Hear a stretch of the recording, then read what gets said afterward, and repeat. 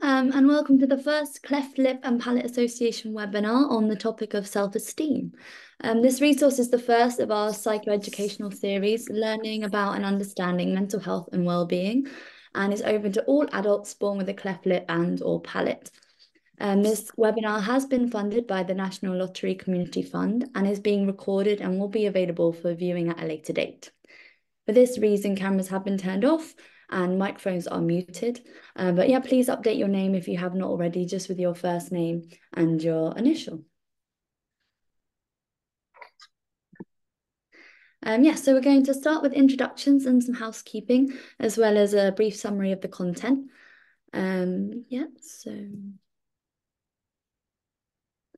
So my name is Anna. I'm a CLAPA volunteer. I've been with CLAPA volunteering for about 6 years now, and I was born with a cleft lip and palate. And so, yeah, this has been a nice way for me to kind of explore that, and learn about new things. So, yeah. And hi, my name's Catherine. I'm a clinical psychologist and I'm based with the Cleft team at Broomfield Hospital, which is in Chelmsford in Essex.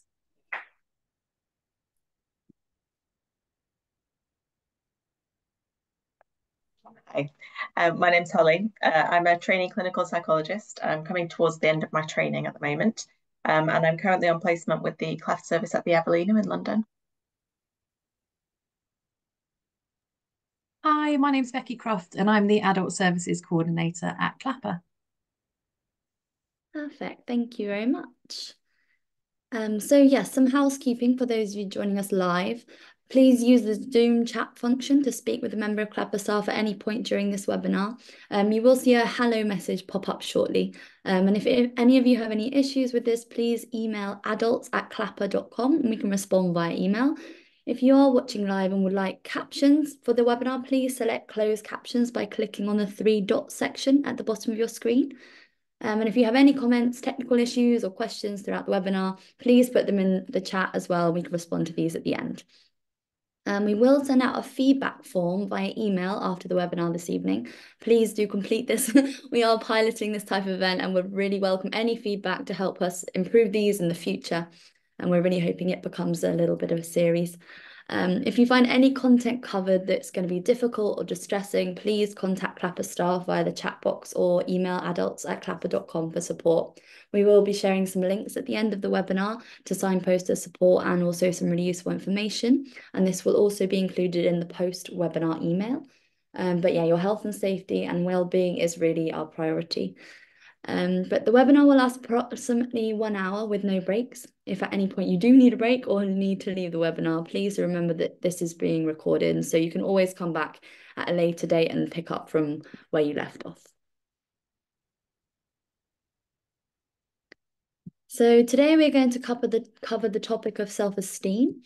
Adults born with a cleft lip and or palate may experience a range of concerns regarding mental health and overall quality of life, including self-esteem.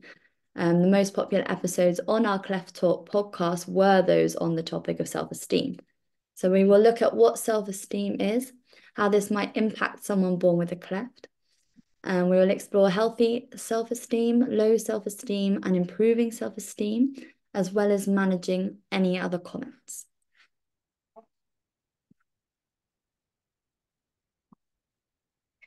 So what is self-esteem? Self-esteem has been defined as feelings of self-worth.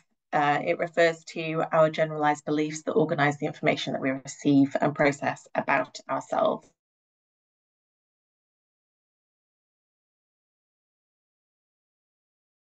Not feeling that we deserve the things that we need, perceiving ourselves as inadequate or unworthy.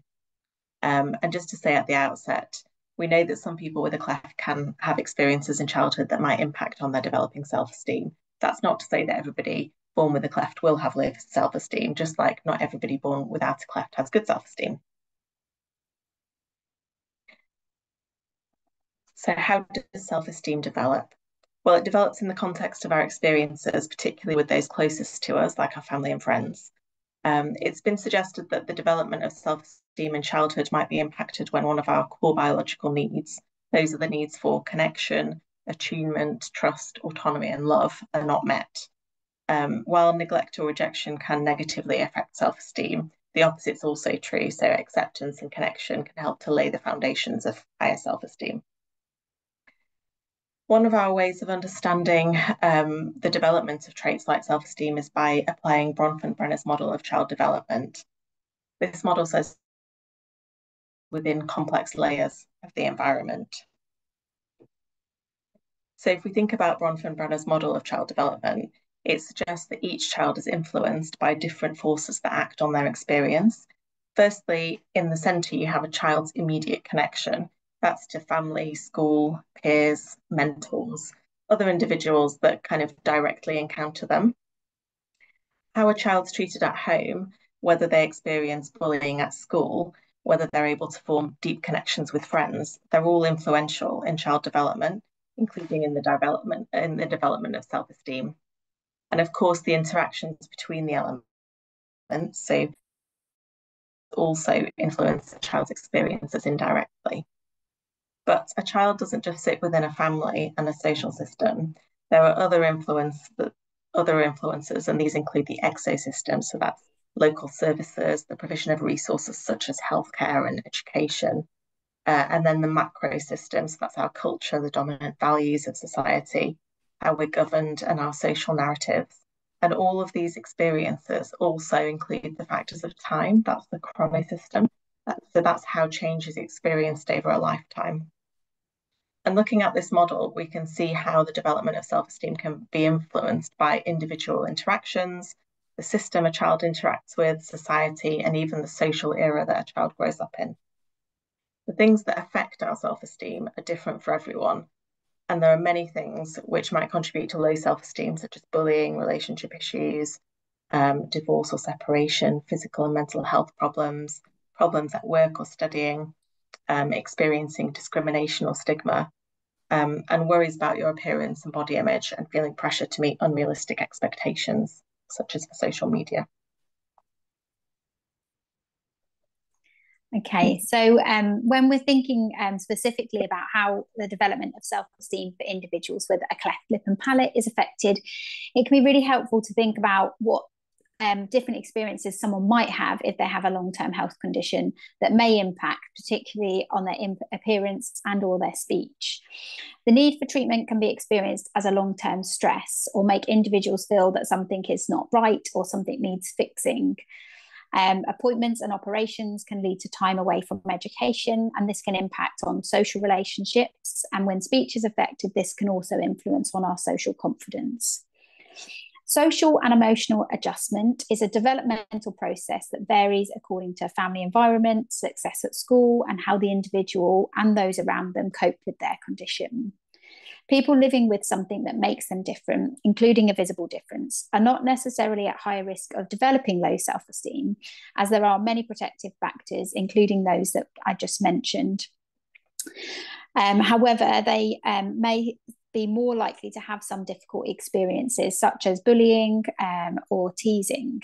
If individuals experience these negative responses of others, or even if they just imagine those responses and fear that those things might be happening, particularly if those experiences are repeated, this can place them at greater risk of having difficulties with their self-esteem and confidence.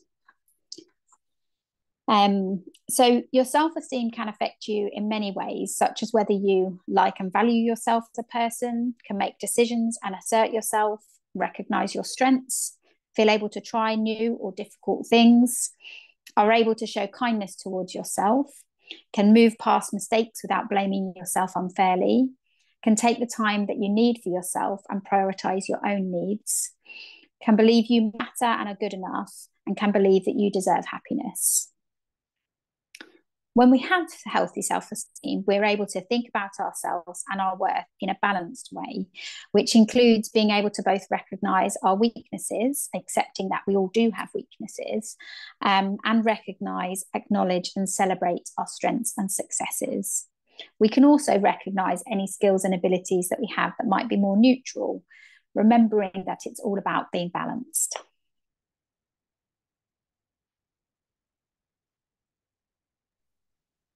So with regard to improving self-esteem, we can do something about the things that we do on a day-to-day basis in the here and now. that maintain the negative beliefs that we have about ourselves. Things can be different and you can overcome low self-esteem. As psychologists, we use many different models when we work with individuals on developing self-esteem, and it could be good to understand the principles of some of these models in understanding how we feel. So compassion-focused therapy is an approach developed by Paul Gilbert. It takes an evolutionary approach in thinking about the purpose of human emotions and why we feel the way that we feel about things. So Gilbert outlined 3 systems, or it can be helpful to think of them as 3 states of mind. These are the threat system, the drive system, and the soothe system. So the threat system is aligned with feelings of anger, fear, disgust. It can help us to identify and respond to threats in the world. Once it's activated, the threat system directs physiology, attention, thinking, behavior in an effort to kind of help the individual reach safety and manage the threat. This system actually shuts down other functions in the body often when the threat feels important enough.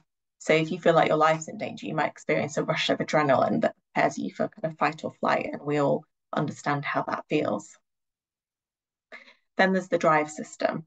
So the high energy, pleasurable emotions like excitement and joy, they're important in motivating us to get to the things that are useful and rewarding. The drive system, when activated, helps us to move towards the things that we need and we want.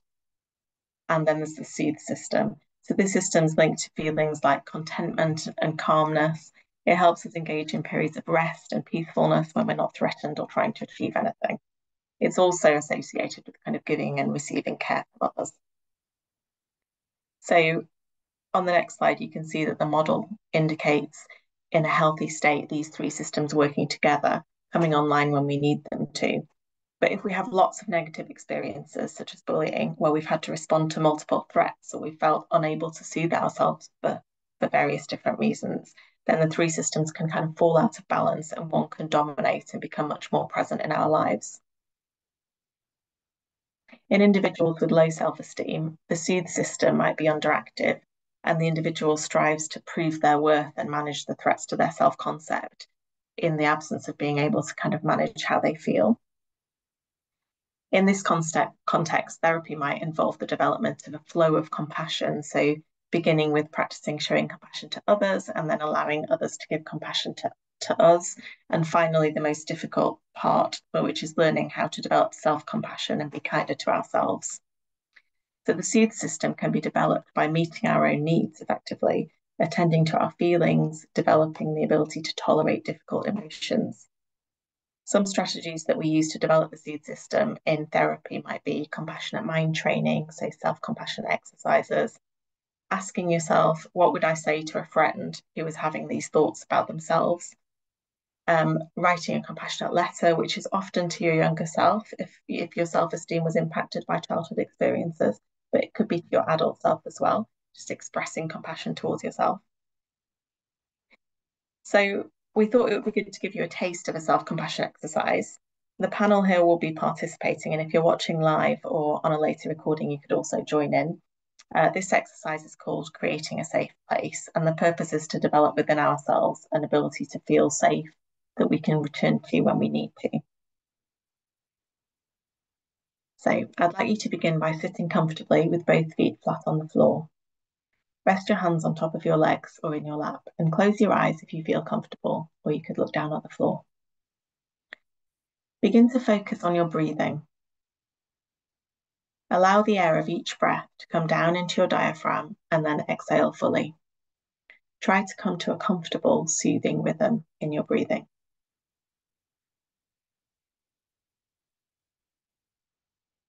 Slowly bring a friendly expression to your face. When you feel ready, spend some time bringing to mind an image of a place where you feel a sense of calmness, safety, and peace. This place might be either real, somewhere you've been before, or imagined. It might be a beautiful forest, it might be by the sea, or sitting at your grandmother's kitchen table. Try not to feel frustrated or worried if an image doesn't come to mind at first, or if several images come to mind. Just notice this and remain with the intention to bring an image to mind that feels calm, safe, and peaceful.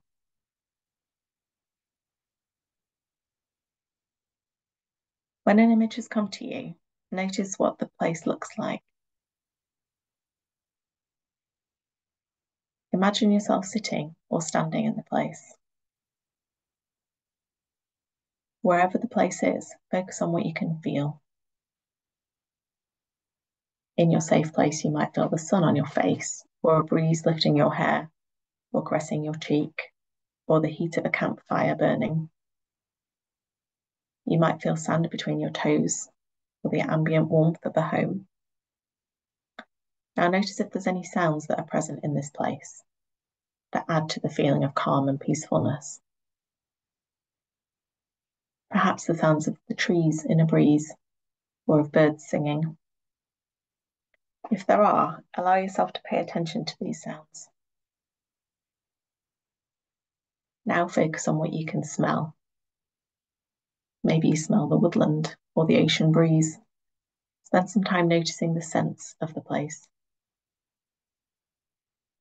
Bringing your focus to what you can see, hear, and smell. Notice what it feels like to be present in this calm, safe, and peaceful place. Allow your body to relax. Let your face show your pleasure at being in the safe space.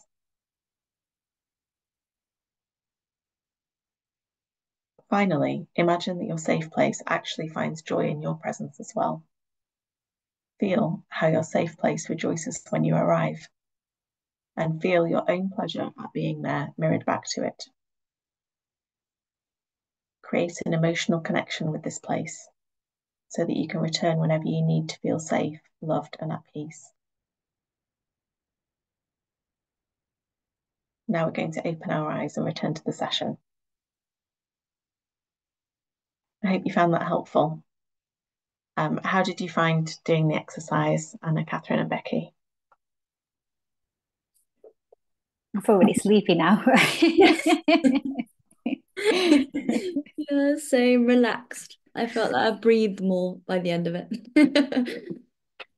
I definitely found it relaxing, and it's funny how quickly you can be in a different space in your mind, and forget about everything that's going on around you. Yeah. And there's lots of resources online, if you look for them, that just provide these kind of meditations on YouTube and other websites. Lovely, thank you.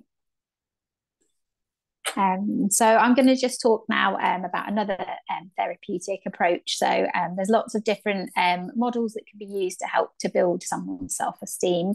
I'll just briefly introduce narrative therapy. So within narrative approaches, it's based on the idea that our lives are multi-storied, and that our sense of ourselves can be increased by focusing on these different stories.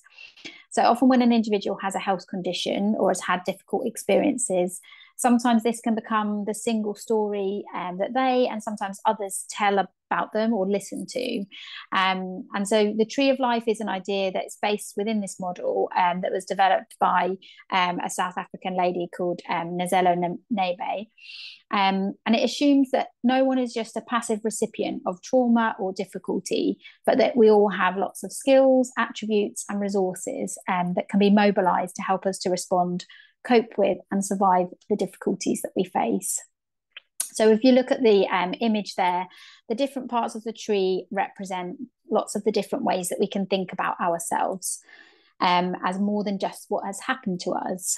So the roots at the bottom there are things like our history, our culture, rituals or traditions, values, where we come from. And the ground is our daily life, the routines and the activities that kind of nourish us and make up part of who we are.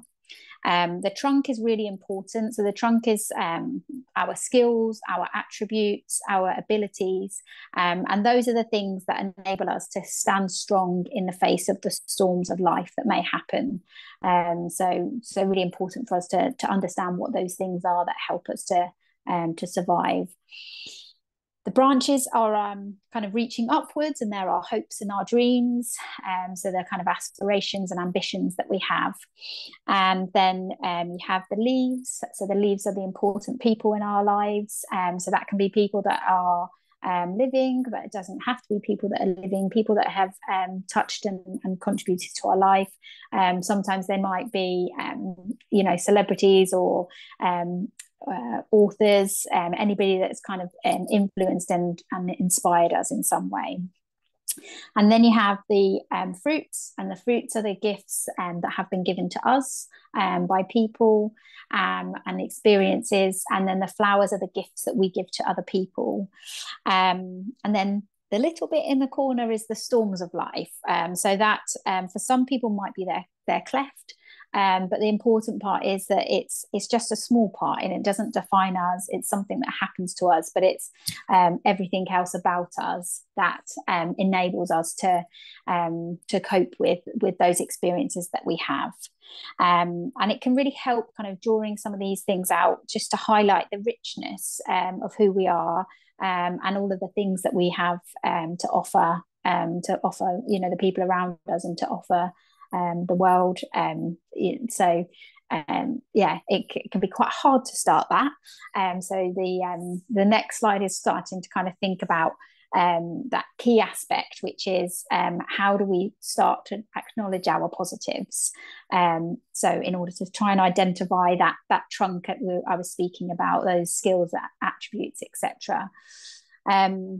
Sometimes it can help to do that by thinking about what do others notice or value or appreciate about you. So sometimes it can be quite hard to, if you do suffer with low confidence, to bring things to mind, to notice and think about what our positive qualities are. But sometimes we can think about it for the people around us, like what would our friends notice and value and appreciate about us? What would our family notice and appreciate about us? What might colleagues notice and appreciate about us? And it can really help to write some of those things down, because often when we're having a bad day, it's really, really hard to think of anything positive about ourselves and our experiences. But if we have something that's written down to refer to, and it can be, saved on your phone as a note, or a message to yourself, or, the screensaver, just something that you can kind of look at and refer to. Some people like to have it in a book or something like that, but often in the kind of modern world, it's our phone is the thing that we can access very readily. And so starting to by kind of making a positive qualities record, so listing down all the positive things that you can think of, and doesn't matter how small or insignificant or unimportant you think they are, those things all can add up. And often we might be able to start with the small things, and then we can start to notice how those things kind of link up. And often what they link up to is and link back to is our values. So the things that are important to us, such as believing in equality or fairness. So even if we can't think of something about us, when we can identify those values, it really helps us to see that we are good people, and we bring something to the world. So those values can build a sense of who we are as people. You might want to kind of enlist the help of a friend or a family member who might support you in that task. Two heads are better than one, and often an outsider has a different perspective on you than you might be able to have about yourself. And you can do other exercises, such imagining what you might say to a friend rather than yourself, as we're often a lot less judgmental towards others than we are towards ourselves. And that kind of comes back to that idea of compassion, that we can often be much kinder to other people. So you've got a few ideas on the screen there to kind of get you started. And you can also think about positives in thinking about how we connect to other people. So our relationships with people, the impact that we have on others.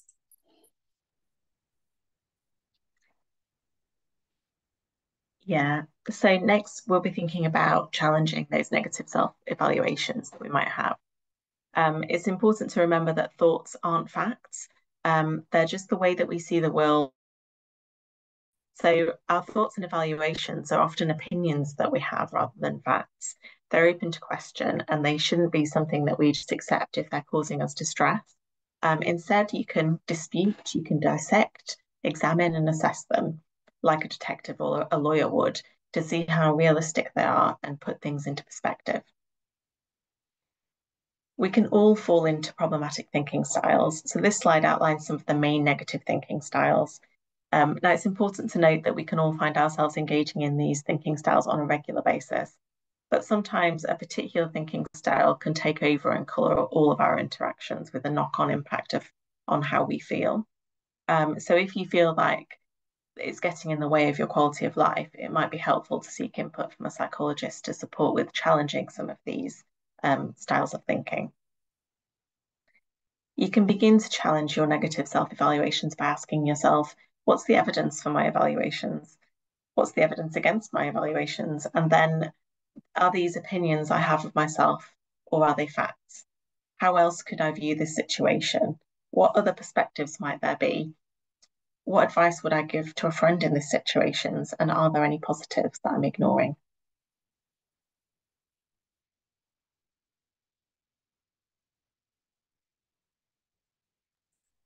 Hi there. So we're now going to just look at some techniques to help us to manage others' comments or questions relating to our cleft. This can just help us with how to deal with others noticing or commenting on any differences, which may be experienced as small assaults on our self-esteem.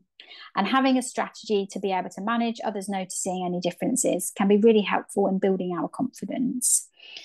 So the explain, reassure, distract technique is just one way to manage some of these difficulties, but it can really help to build a sense of mastery in managing everyday social interactions. So it's also a strategy that really can highlight that often when someone notices something different, this is a really natural human behavior. And so we're evolutionarily designed to notice difference in our environment, as a difference can mean a threat. So after we notice a difference, we're left generally feeling quite curious about this difference and also often concerned about it. So this response just enables us to be able to respond to these natural reactions without being left feeling that the noticing or the questioning comes from a negative place. So hopefully that impact on our self-esteem and confidence is limited. So the three elements that you can see there are the explain. So the explain is the bit that responds to that curiosity or that nosiness in people, and that is just letting the person know briefly what the difference is and thinking about what you're comfortable to say in that context. The reassure part is just providing a short reassuring statement to let the other person know this is just one part of your experience. They don't need to be concerned or worried about you. You don't need to be kind of pitied or looked after.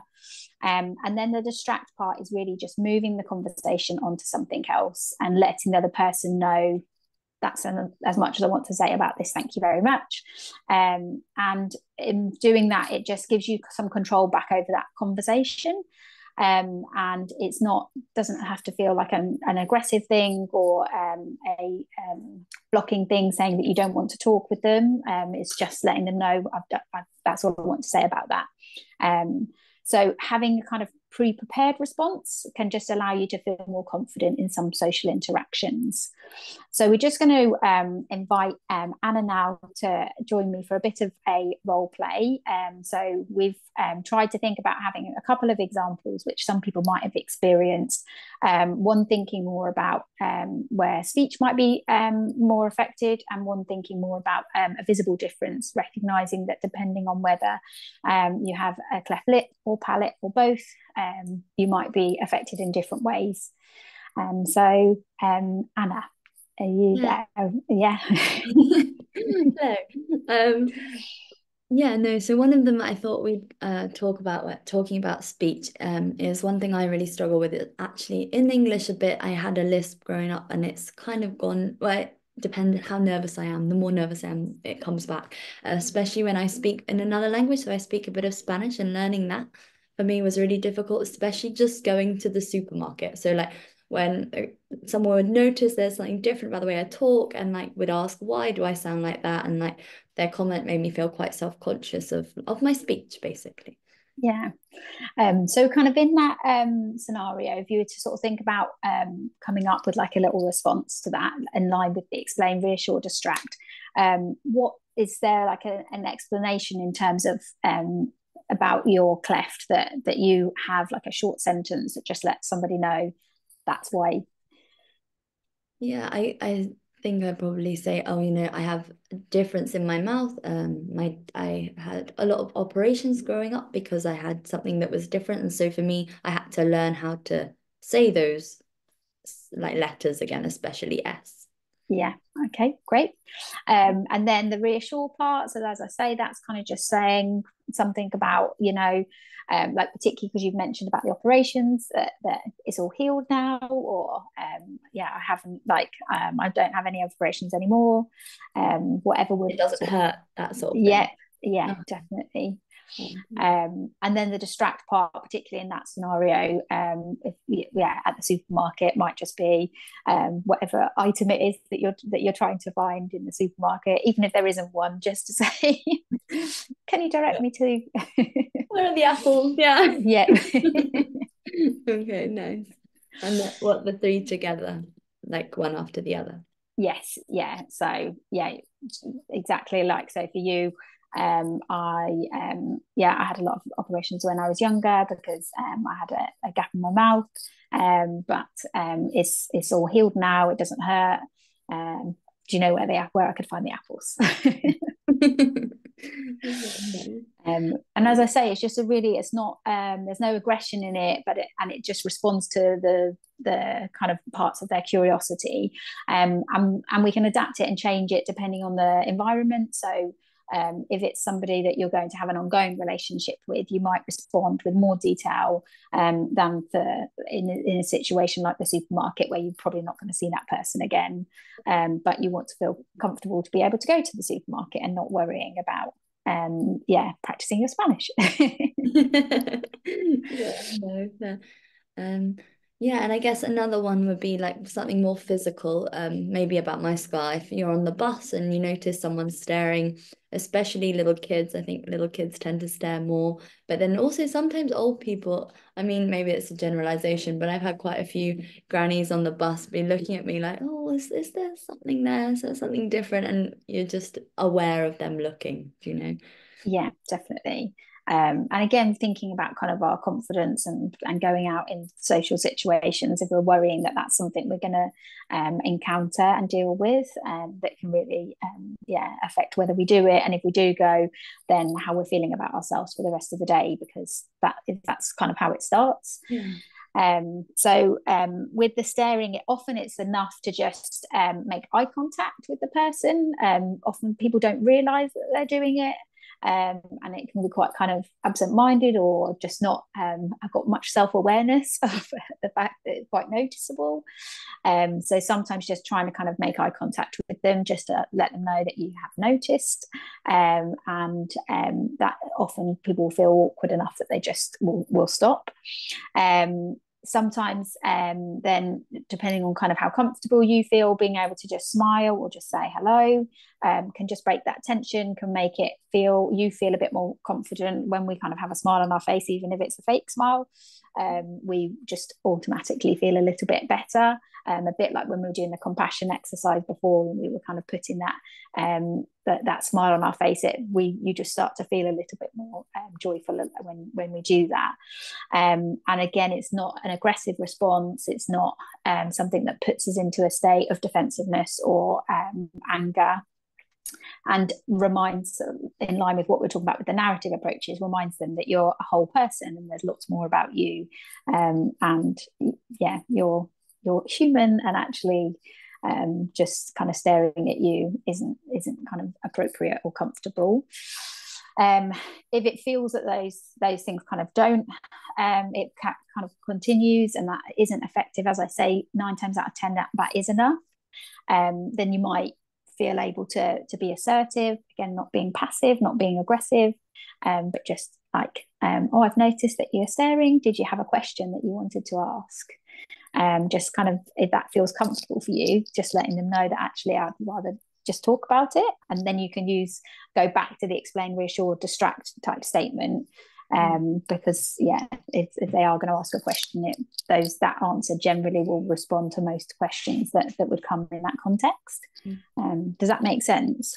Yeah, and it makes it more on your terms, doesn't it? Because you can decide how you deal with it if you make the first comment sort of thing. Whereas if you just, I don't know, sometimes when they're looking, you look away and you just feel like they're still looking at you, even though they're probably not. Being more active, less passive, like you say, like without being aggressive. I don't want to be.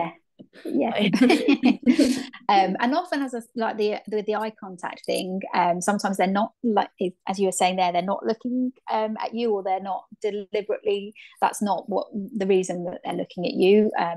They might just be kind of daydreaming and I'm staring into the middle distance and just be like, oh sorry, no, I didn't realize.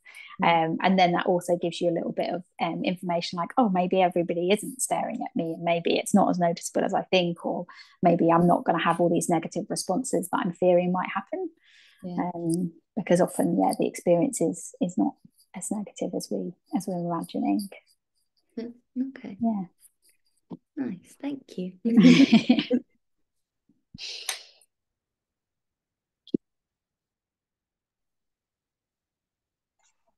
Okay, so these are some other ways to improve your self-esteem. Some of these ideas you might find useful, but remember that different things work for different people at different times. So only try the ideas if they feel comfortable to you. One idea might be to concentrate on the things that you enjoy. So often we can feel unable to engage in things because of being self-conscious. But actually, it's really important to kind of do the things that you enjoy and engage in aspects of life that feel positive to you. So it's important to kind of prioritize engaging in those things and trying to manage the kind of feelings of self-consciousness along the way. Another one might be to train your brain, so start focusing on more positive things. So the key to kind of training your brain into more positivity is kind of regular positive thoughts about yourself. So you could think of 3 good things that have happened to you. They don't have to be big things, but they're just things that make you happy.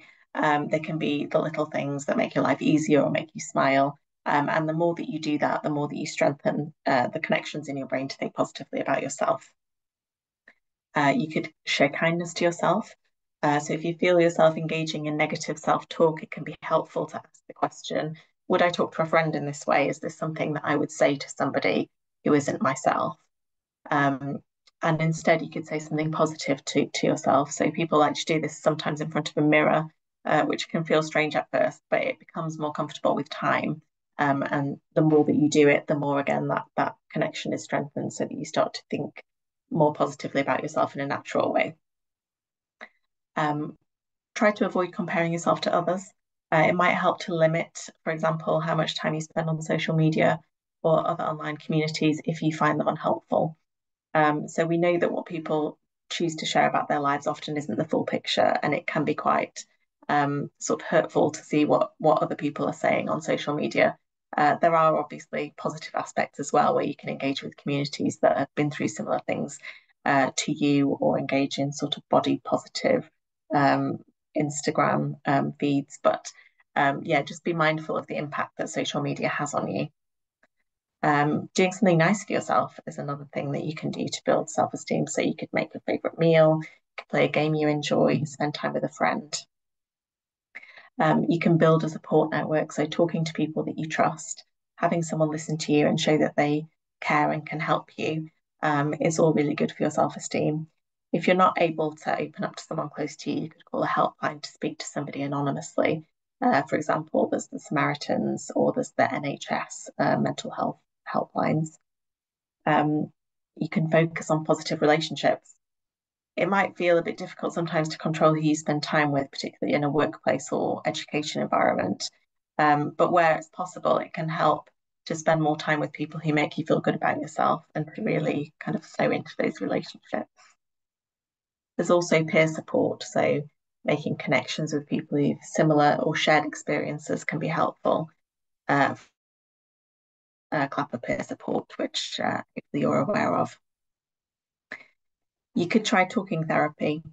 So talking therapies can help with building self-esteem, that you can also find ways to cope with other experiences that have affected how you feel about yourself.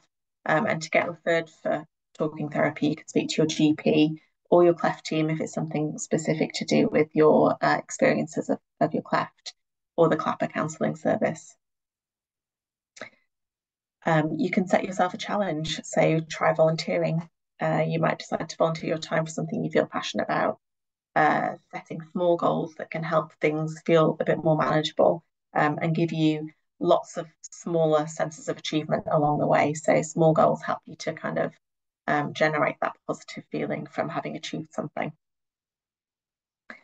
You could learn something new. So this could be trying a new hobby or a creative activity that can kind of help you feel like you've mastered something. Or you could take time to read a book about a new subject. And also try to look after yourself. So that can include trying to get enough sleep, because getting too little or too much sleep can have a negative impact on how you feel about yourself.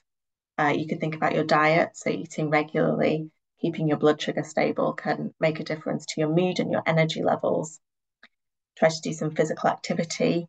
Being active can help your mental well-being, not just physically, but also in terms of your brain health. And this can also help to improve your self-esteem. Spending time outside, being in green spaces can often help how you feel. And perhaps mindfulness and meditation, for example, you could try Headspace's meditation course for self-esteem.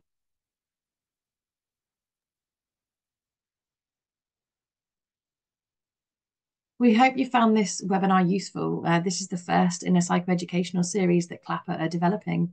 If any of the topics covered this evening, though, have affected you and you feel you need some further support, please do contact your GP, speak with your local NHS Cleft team. You can contact CLAPA on adults@clapa.com, or reach out to CLAPA services, including our peer support and our free counselling service.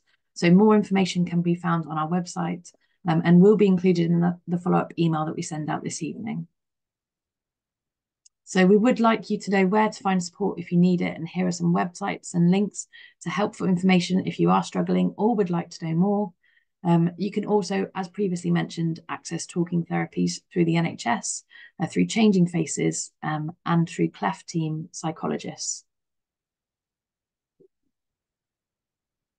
This webinar has been developed with information, support and input from the following sources. And I would like to say a huge thank you to the Centre for Clinical Interventions, to Face It, which is an online support tool for people with a visible difference. And there's the link which you can check out later.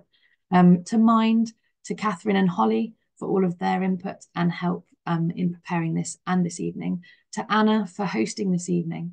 And to Anne, who proofread and gave her views on this presentation, as well as to the National Lottery Community Fund, and to yourselves for attending.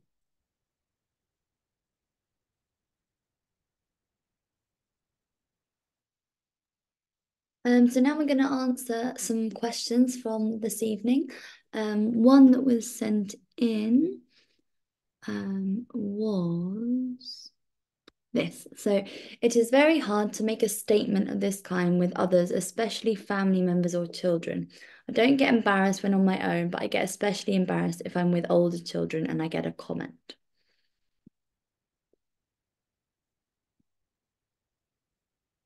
I think this one's in relation to the explain, reassure, divert. Sorry, could you just, Anna, just repeat the start of the question?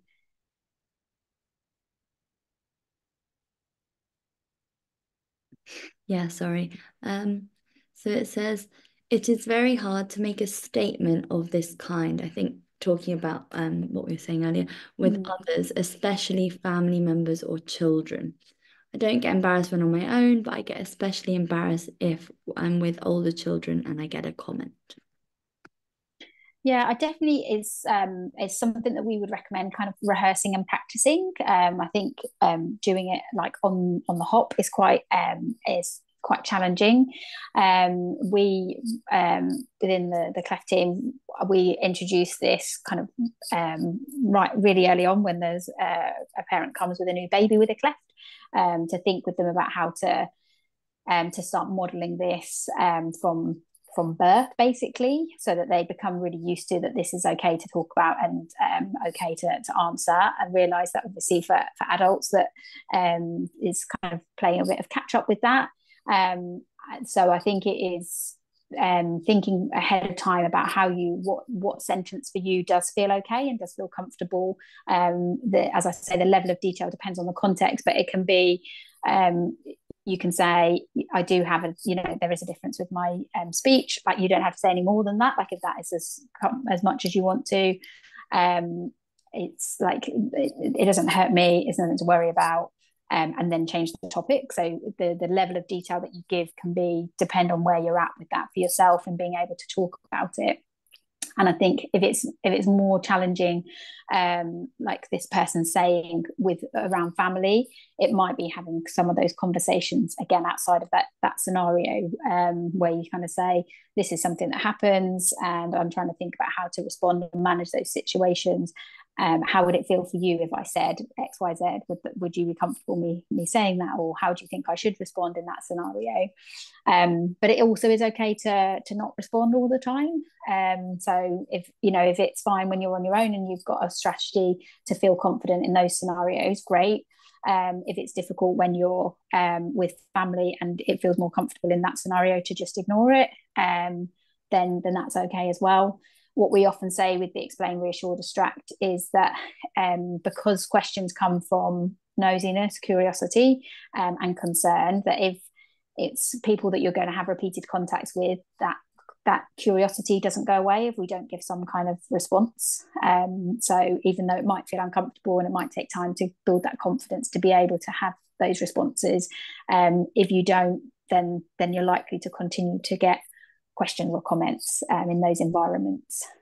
So often thinking about that for things like a workplace environment, being able to have something that you can kind of say so that hopefully you're not dealing with comments on an ongoing basis.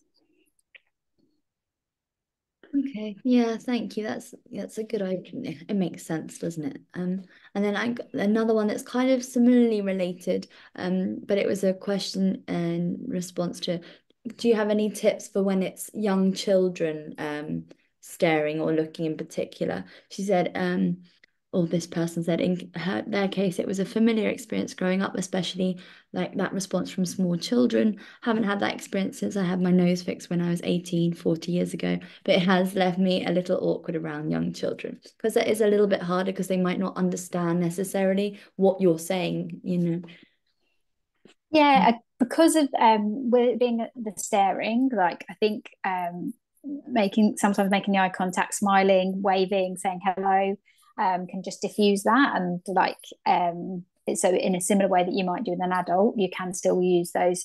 You wouldn't necessarily go into the explain, reassure, distract, having a conversation about it, but sometimes being able to to just smile, wave, distract, the sorts of things that you might do to interact with a small child.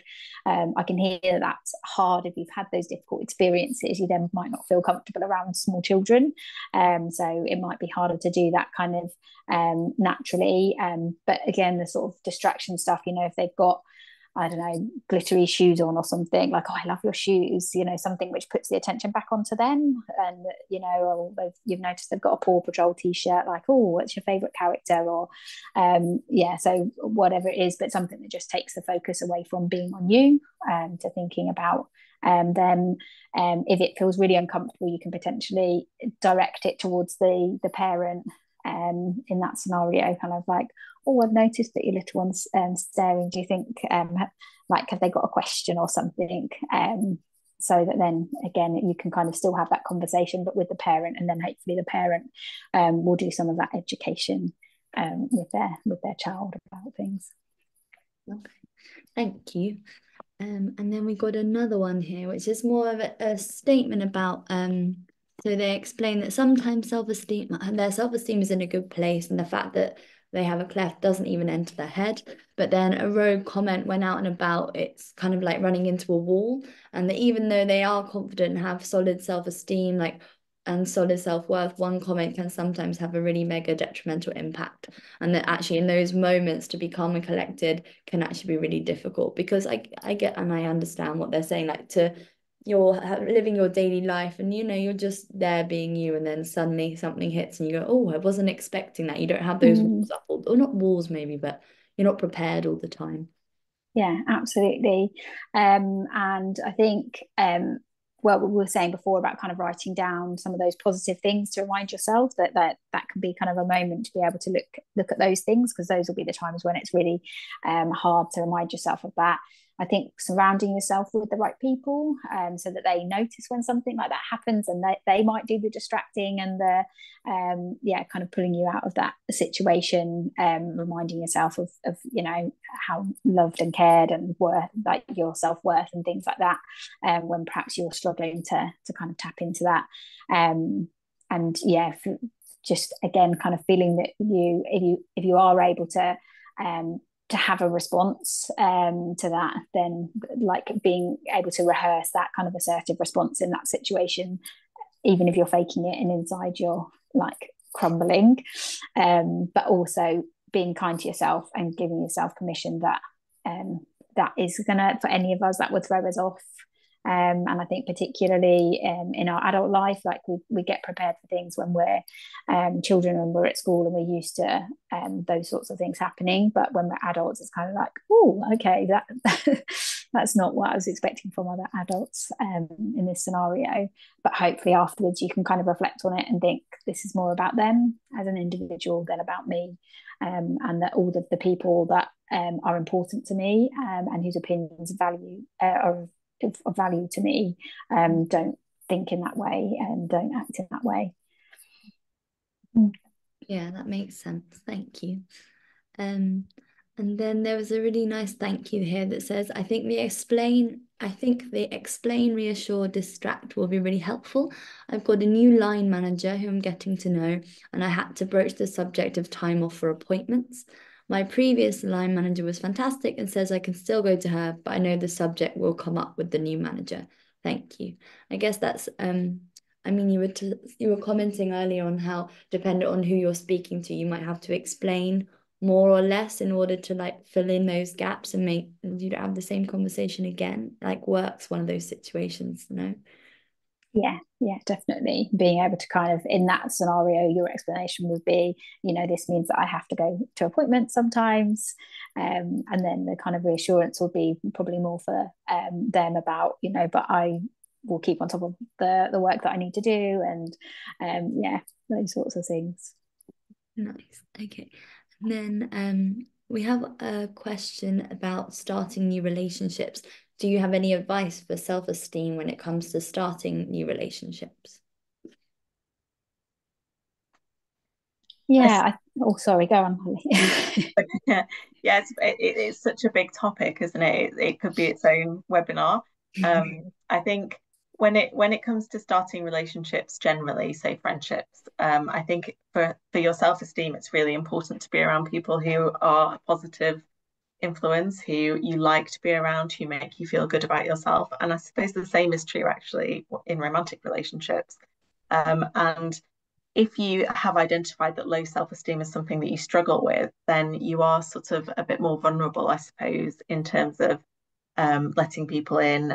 You might struggle with self-worth. You might sort of be naturally inclined to tolerate behavior that's a bit more tricky. But I think really sort of from the outset being intentional about I'm gonna put my time, I'm gonna put my effort into the people that are positive and good for me, is a really kind of good steer on who to spend time with and who to build those relationships with. Okay. Yeah, thank you. I don't know if you want to add anything, Catherine. No, very similar sort of, I guess, and just like we were saying with the narrative approach, like kind of introducing your cleft as one aspect of you. So it's kind of finding those times to introduce it, and how it impacts on you, but also it's one part of who you are. And I think kind of starting with as Holly's kind of indicating there, like your own self-esteem and your own self-worth, that before you kind of getting into relationships, you really need to value yourself. Okay, and I think maybe just one last question. Are Cleft team psychologists able to support after surgery has finished with accepting yourself and appearance-related concerns? So easy answer is yes. So it can kind of depend on if it's close to your surgery finishing, then you probably will still be open to the team and can just ask and be directed. But all of the Cleft teams have got psychology attached. There was the link that was on one of the earlier slides, which has got to the different services. If it's been a bit longer since you've been involved with the team, you may need to go back to, is sort of slightly different across different trusts, but you may need to go back to your GP to request a referral to the team. But you have lifelong access to the Cleft team. So yeah, that should be fine. Okay. Perfect. Thank you. Yeah, so if you are interested in reading any more, here are some articles which have provided much of the content for tonight's webinar. The list will be available to access once the recording is live on our website. Yeah, that's all there. And finally, yeah, thank you all so much for attending, and to those watching this back at a later date, thank you as well. We hope it has been an informative and really helpful session. I personally found it really helpful. Please do use the QR code on this slide or the link in the follow-up email to provide your feedback, and also get in touch through adults@clapa.com with any queries or if you are in need of any support. So yeah, thank you very much and good night. Thanks, guys. Thank you. Good night.